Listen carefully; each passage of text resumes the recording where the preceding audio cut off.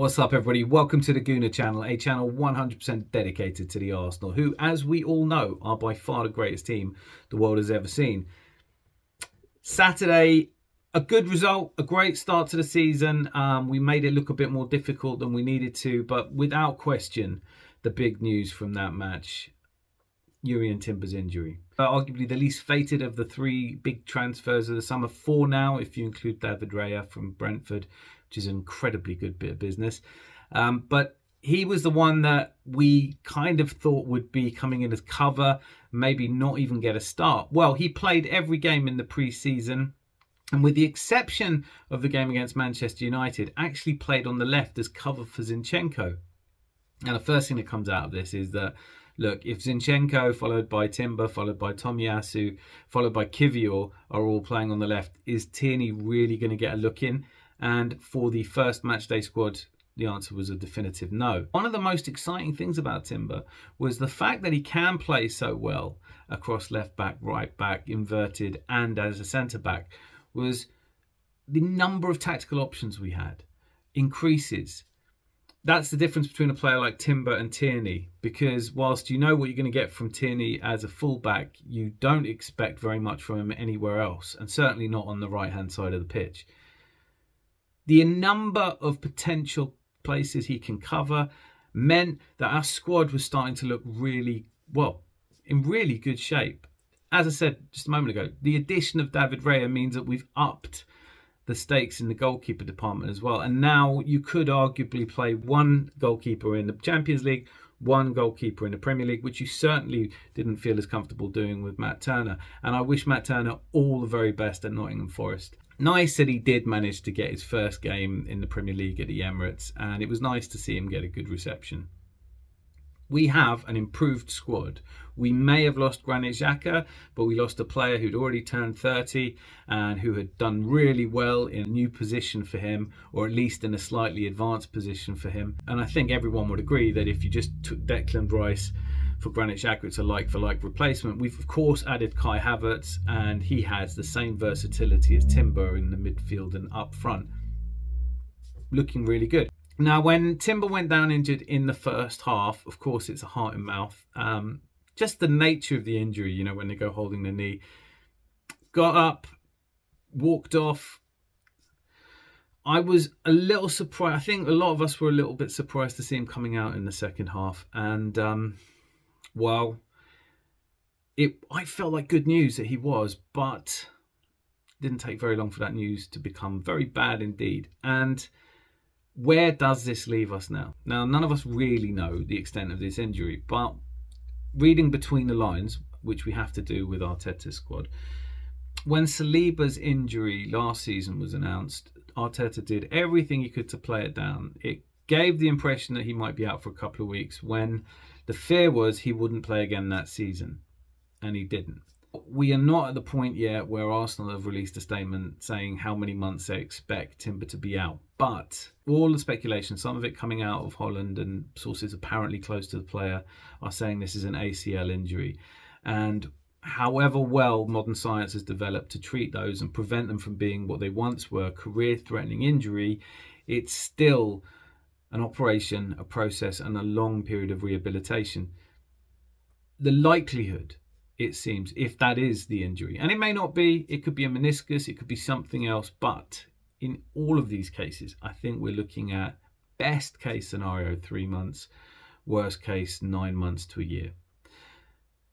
Terrible misfortune for a player who had come with such enthusiasm and such promise and had already become a bit of a fan's favourite. How difficult it must be for him to move to a new country, new start, and then face this. It's already hard fitting into a squad, but if you're doing it from the sidelines and from the injury, this is going to be a challenge for his character. Now, I don't know Jurrien Timber, but my hope is that he applies the same determination to the recovery process as he does in games, and I'm looking forward to the day where he does establish himself as a firm favourite amongst the fans. As I'm speculating, if the time scales we're talking about are on the top end of that, then we have to think about this season.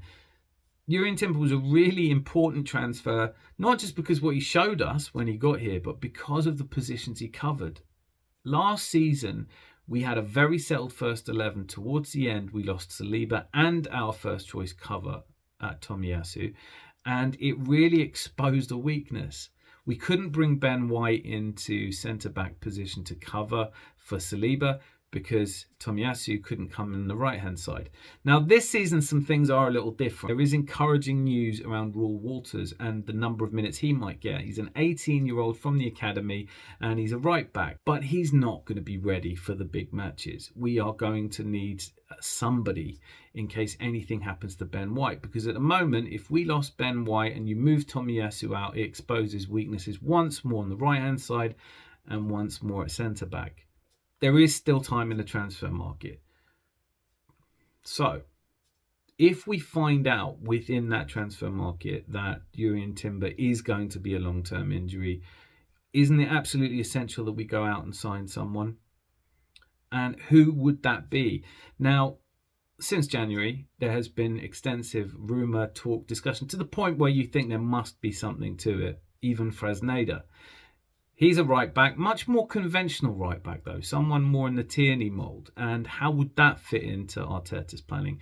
Also, Barcelona were apparently in for him until they now have turned their attention to Cancelo. And the question there would be, is he somebody who really wants to join Arsenal? Does he really believe in the project? And what would you do with him? He's still young, but what would you do with him if Raul Walters does want to come through?